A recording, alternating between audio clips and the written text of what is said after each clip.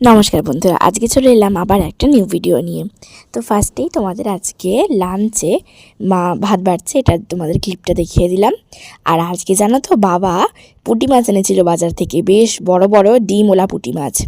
বাবা এনেছিল 125 টাকা দিয়ে। কিন্তু পুঁটি মাছটার এত টেস্ট যে আমি আর মা বাবাকে বলছি, তুমি আর একটু বেশি করে কেন আনলে না।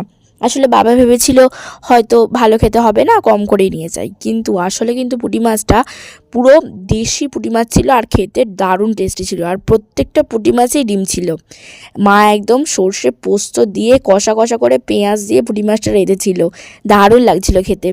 আর সাথে তো ছিল নোটে শাকের চচ্চড়ি, যেটা ফার্স্টে কথা হয়েছিল মাছের মাথা দিয়ে হবে, কিন্তু তারপর ঠিক হলো মাছের মাথাটা দিয়ে অন্যদিন বাঁধাকপি হবে। নোটে শাক এমনি তরকারি হয়েছে বেগুন দিয়ে আলু দিয়ে।